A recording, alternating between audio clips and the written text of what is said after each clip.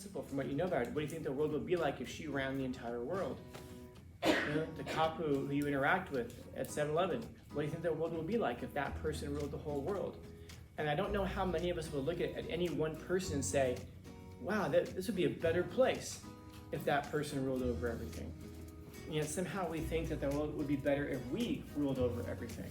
And that's because that's just due to it's the roughness of our eye with regards to how we view ourselves that makes us think that the world would be better if we ran things. We don't really know that it would be better. We just mean it would be better for us, we think. But it wouldn't make you a better person. And Marcus Aurelius' whole aim in life was to be a better person. He wasn't necessarily asking himself, how do I be a better emperor? He asked himself primarily, how can I be a better person and a good person? Because he understood, which by the way, what I think makes him the best emperor to ever live, is that he understood that everything would have to flow from him as an individual. In other words, he couldn't be a good emperor unless he was a good person. And so the primary thing he had to focus on was making himself better. And if he made himself better, then everything around him would be better. He'd be a better husband, he'd be a better father, he'd be a better emperor, he'd be a better friend, he'd be a better, by the way, he could be a better enemy as well. The fundamental unit of your life is yourself. And it's interesting how much time and especially mental energy we expend on trying to make everything around us be better or insist that everything around us be better than us. So stop complaining, not because you should stop complaining, but stop complaining just because it's not effective. It just gets in the way. It makes you hate your life more. It makes everything worse. Complaining never makes anything better. It just makes everything worse. Even especially for yourself though. People around you can hear you complain and go, man, that guy complains a lot. But you can't walk away from yourself. You're always going to be in your own head. And that will significantly impact the quality of your life, the joy that you can possibly encounter. So, if for no other reason, just to improve the quality of your life, don't ask why these things exist. You can endure it, endure it. If you can't, change it. If you can't change it, find a way to live within it.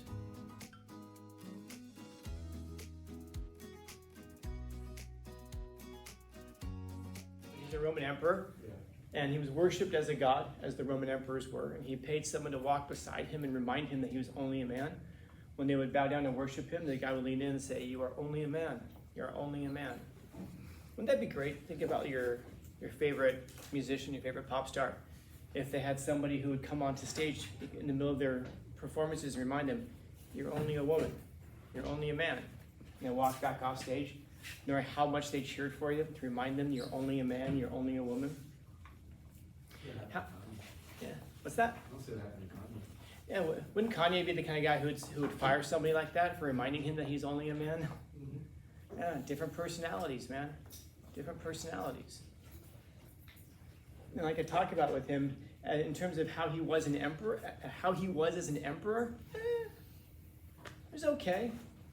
Kind of messed up the economy by changing their currency standard, but it wasn't a bad decision. It just turned out to probably not be the right decision, and it's really, really intricate and probably way beyond anybody's interest. And then he was emperor during a pandemic, and he probably died from the pandemic. The end. And then but there are 5 Roman emperors who are remembered as the 5 good emperors, which is funny. But of all the emperors that existed, there are only 5 that are remembered as the good ones. And what that usually means is not that they were good at what they did.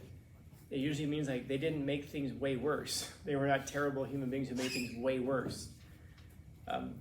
That's something he understood as he became emperor. It's difficult to gain that much power and become better. I think we probably have talked about it in here. Like if people will desire to have a whole bunch of wealth, it's like, well, why do you want the wealth? And we have our reasons for it, to make life easier, to get more status. But if I were to ask you, do you think that more money would make you a better person? Or does it run the risk of making you a worse person? I remember one time I heard these people singing. And I said to a friend of mine, because I was a musician, and I said to a friend of mine, God, if I had a voice like they have, I'd rule the world. And my friend said, maybe that's why you weren't given a voice like that, because then you would become a tyrant. I said, yeah, that's a good point, actually. And And it is a good point. Before we start to seek the things that we seek, it might be a good question to ask ourselves. If I get the thing that I'm after, am I going to become a better person for it? Now, if your concern in life is not to be a better person, then that would never even enter your mind. You would never think to ask yourself, is having a bunch of money going to make me a better person? Is having a bunch of power going to make me a better person? Now, if that does matter to you, but you're narcissistic, maybe before that question has even left your lips, you're ready to answer, yes, it would make me better. But would it really? Would it really?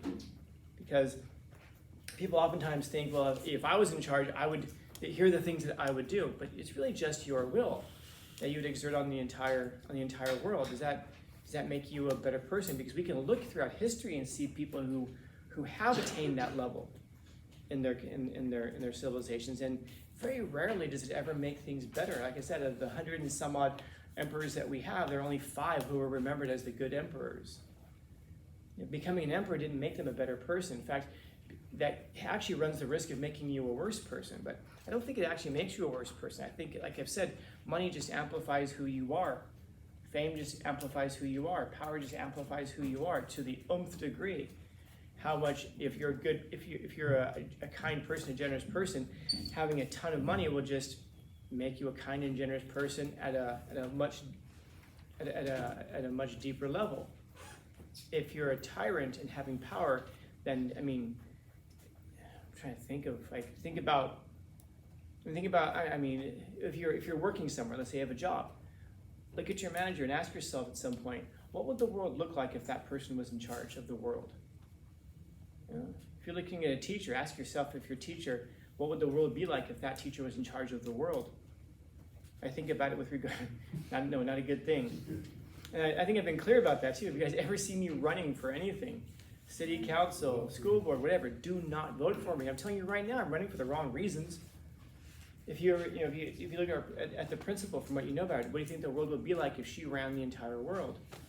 The cop who you interact with at 7-Eleven, what do you think the world would be like if that person ruled the whole world? And I don't know how many of us will look at any one person and say, wow, this would be a better place if that person ruled over everything. And yet somehow we think that the world would be better if we ruled over everything. And that's because that's just due to it's the roughness of our eye with regards to how we view ourselves that makes us think that the world would be better if we ran things. We don't really know that it would be better. We just mean it would be better for us, we think. But it wouldn't make you a better person. And Marcus Aurelius' whole aim in life was to be a better person. He wasn't necessarily asking himself, how do I be a better emperor? He asked himself primarily, how can I be a better person and a good person? Because he understood, which by the way, what I think makes him the best emperor to ever live, is that he understood that whatever came out of, everything would have to flow from him as an individual. In other words, he couldn't be a good emperor unless he was a good person. And so the primary thing he had to focus on was making himself better. And if he made himself better, then everything around him would be better. He'd be a better husband, he'd be a better father, he'd be a better emperor, he'd be a better friend, he'd be a better, by the way, he could be a better enemy as well. In other words, you have to, the fundamental unit of your life is yourself. And it's interesting how much time and especially mental energy we expend on trying to make everything around us be better, or insist that everything around us be better than us. If you drive and you get a lot of road rage and you're angry at how people drive, I wonder how much time you spend thinking about how to make yourself a better driver. Or is it not your responsibility, it's everybody else's responsibility to stay the hell out of your way and to not make mistakes? Or do you ever sit there and say, oh, I could be more cognizant of my driving, so I'm actively a better driver? And maybe if that's the case, the annoyances wouldn't happen because you'd be more aware of the cars around you. Maybe if I could focus on being a better employee, I wouldn't have to deal with my boss so much because I'm a better employee. And they're not going to be talking to me about being late, about not doing a good job. I just hate the job. Well, then don't do it. Is your job bitter? Throw it away. No, but I need the job. Well, then act like it. Oh, but I just don't want to have to. Dude, if you've made a choice to take money from your employer, what you've promised in return is to do the best job you can, to do the best job possible. And if you're going to do it, I mean, if you and your boss agree that they're going to pay you $20 an hour, and then they only pay you 10, you'd complain about that, and you'd feel like you were being robbed in some way. But if you go to your work and you only give half effort, you don't think anything at all about only giving half effort. And that's pretty much anything in life. I mean, if you're going to do it, you've kind of promised that you're going to give your best if you're going to be there. So then that's what you should do. Why? Because you've given your word to do it. But I don't want to. Then go find a place where you can give your all. And that isn't like, then go find a place. It means then go find a place where you could. Because you're never going to give your all unless you realize that you have a choice and an option to be there. But then once you start to realize you have a choice and you have an option to be anywhere that you are. You don't have to, I mean, you guys are all here right now. None of you have to be here right now. Well, what if I don't come, I'm going to get in trouble. Okay, but then there's your choice. You're choosing to be here rather than to get into trouble. And that's cool because that means that you've exercised a choice. That means you have control over your own life. I think I was talking last period. A lot of us are here right now. We're just thinking like, oh my God, it's January. I can't wait until June. I can just graduate and get the hell out of here. And some of us are looking forward to getting the hell out of here so that we can now go to college next year and pay a whole bunch of money to get the exact same thing that we're getting right now. But we're willing to pay for that choice because in our minds it's a choice. But yeah, but I get to go, but then I get to go there and I get to pick my schedule and I get to do all that. Yeah, and you feel like you have a broader range of choices, and you do, it's true. But you also have this range of choices available to you right now. And if you feel like you're being forced to do something, well then of course you're gonna do it half-assed. That's just, I mean, a lot of that is human nature. By the way, don't take from me saying that that's an excuse. It's just a reason. It might be human nature to do things half-assed. That doesn't make it right. By the way, you take us out of cities and put us out in the wild, it's also human nature to kill each other and to murder each other's children so that our offspring can dominate. That's human nature also. That doesn't mean that we should do it. In fact, we come together in these societies and civilizations and we build cities and structures and political structures so that we can become better versions of ourselves, not to degrade ourselves to our most base instincts. That's what allows us to overcome those base instincts, the fact that we live in these organized structures. And so we agree to live in these structures. We want to make ourselves better. It's human nature to half-ass it.